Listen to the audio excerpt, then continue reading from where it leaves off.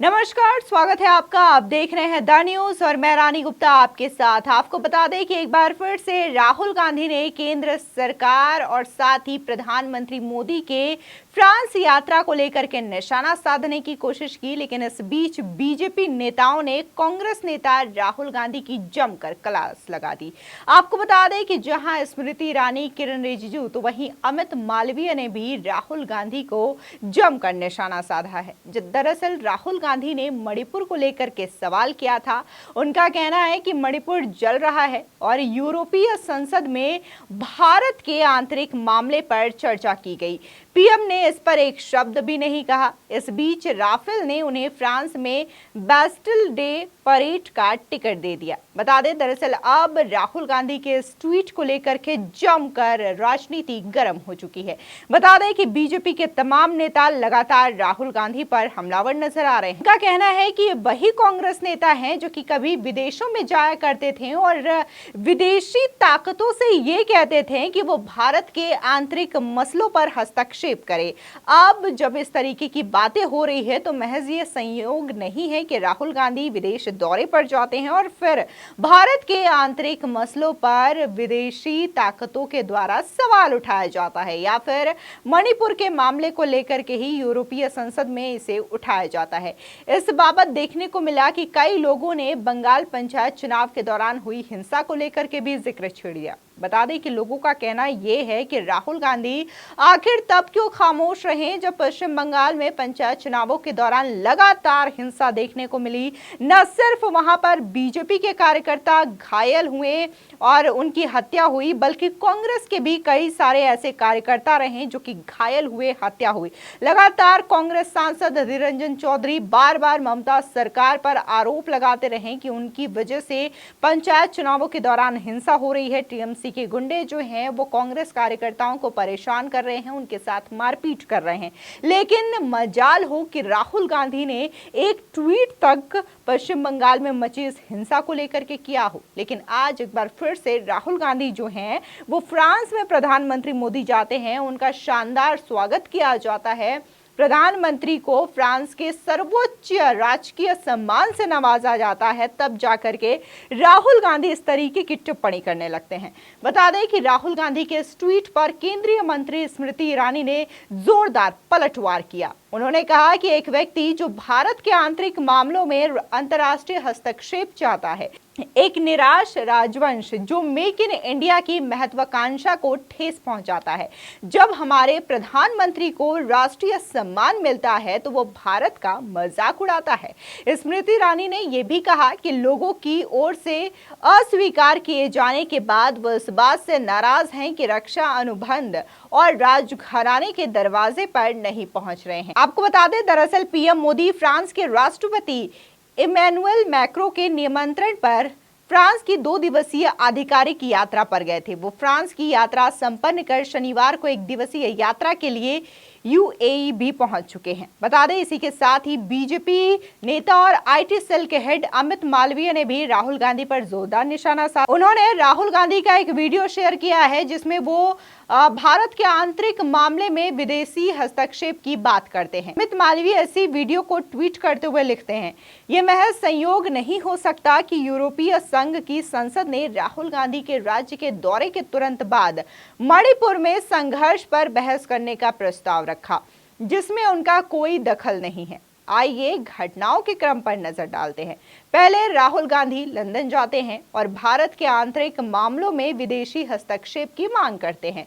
फिर वो मणिपुर में दुर्भाग्यपूर्ण संघर्ष का राजनीतिकरण करते हैं, जो पूरी तरीके से कांग्रेस की विरासत है। मणिपुर का दौरा करते हैं और इसके बाद हम देखते हैं कि एक विदेशी शक्ति एक ऐसे मुद्दे पर फैसला सुनाना चाहती है जो कि भारत का आंतरिक मामला है। दिलचस्प बात तो ये है कि यूरोपीय संघ की संसद ने फ्रांस में हाल के दंगों पर कोई बहस या चर्चा नहीं की है। बता दें कि ये बिल्कुल स्पष्ट है कि घरेलू राजनीतिक हिसाब किताब बराबर करने के लिए राहुल गांधी अमेरिका से लेकर यूरोप तक विदेशी ताकतों का सहारा ले रहे हैं। वो खुले तौर पर बेशर्मी से और स्वेच्छा से वैश्विक सिंडिकेट्स के साथ सहयोग कर रहे हैं। जो भारत के रणनीतिक और भू राजनीतिक हितों को कमजोर करने के लिए काम कर रहे हैं। इसी के साथ ही केंद्रीय मंत्री किरण रिजिजू ने भी राहुल गांधी पर जोरदार निशाना साधा है। वो ट्वीट कर कहते हैं कि उसे भारत ने अस्वीकार कर दिया है, लेकिन वो भारत को दंडित करना चाहते हैं, लेकिन भारतीय दंडित होने के लिए बहुत मजबूत है। इस आदमी ने भारत की छवि को नष्ट करने और दुनिया के सामने भारत को खलनायक बनाने की कसम खा रखी है, लेकिन भारत पर फिर से विदेशियों का शासन नहीं होने वाला और भारत अपना भविष्य स्वयं संभाल सकते हैं। आपको बता दें, दरअसल देखने को मिला था कि यूरोपीय संघ की संसद ने गुरुवार को एक प्रस्ताव पारित किया। इसमें मणिपुर हिंसा को लेकर भारत में मानवाधिकारों की स्थिति पर बात की और आरोप लगाया कि भारत में अल्पसंख्यक समुदाय के प्रति असहिष्णुता के कारण मौजूदा स्थिति बनी हुई है। प्रस्ताव में मणिपुर में इंटरनेट सेवा बंद होने का भी जिक्र किया गया है, जिसके बाद गुरुवार को भारत ने मणिपुर हिंसा पर यूरोपीय संसद में लाए गए प्रस्ताव पर विरोध जताया और इसे गैर जरूर दखल देना बताया है। विदेश मंत्रालय के प्रवक्ता अरिंदम बागची ने कहा कि भारत के आंतरिक मामलों में इस तरीके का हस्तक्षेप स्वीकार्य नहीं होगा। भारत ने कहा कि ये औपनिवेशिक मानसिकता को दर्शाता है। भारत का कहना है कि न्यायपालिका समेत सभी स्तरों पर भारतीय अधिकारी मणिपुर के हालात से अवगत है। वहां शांति, सद्भाव और कानून व्यवस्था बनाए रखने के लिए जरूरी कदम उठाए जा रहे हैं। आपको बता दें, देखने को मिला था कि राहुल गांधी 29 जून को मणिपुर का 2 दिन का दौरा करने भी गए थे।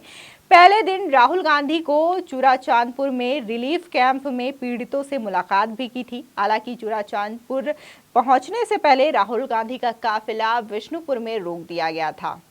पुलिस ने ये कहा था कि हिंसा के आशंका के चलते काफिला रोका गया था। इसके बाद राहुल गांधी हेलीकॉप्टर से चुराचांदपुर पहुंचे थे और यहां पर जो तमाम नागरिक थे उन्होंने भी राहुल गांधी का काफी ज्यादा विरोध किया था। आपको बता दें कि जब राहुल गांधी जो है चुराचांदपुर जा रहे थे हाईवे के मार्ग से, तब भी वहां पर तमाम ऐसे लोग थे, खासकर महिला थी, जो कि हाथों में बैनर पोस्टर लेकर के राहुल गांधी गो बैक के नारे लगाते हुए भी नजर आए थे।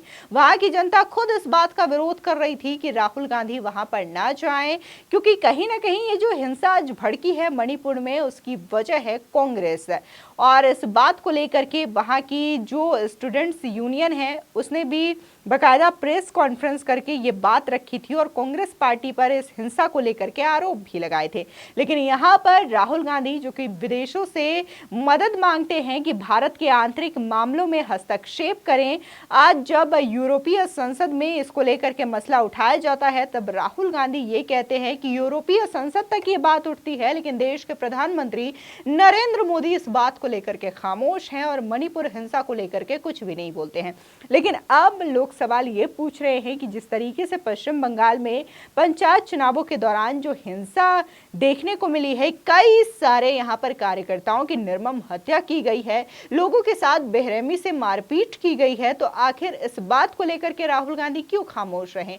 क्या उन्हें पश्चिम बंगाल में पंचायत चुनावों के दौरान हिंसा नहीं दिखाई दी, जिसकी वजह से उन्होंने ट्विटर पर कुछ भी लिखना मुनासिब नहीं समझा, या फिर गठबंधन के डर से उन्होंने ममता बनर्जी सरकार पर उंगलियां उठाना जरूरी नहीं समझा? फिलहाल इस खबर को लेकर के आपकी क्या राय है, हमारे कमेंट सेक्शन में जरूर बताएं। धन्यवाद।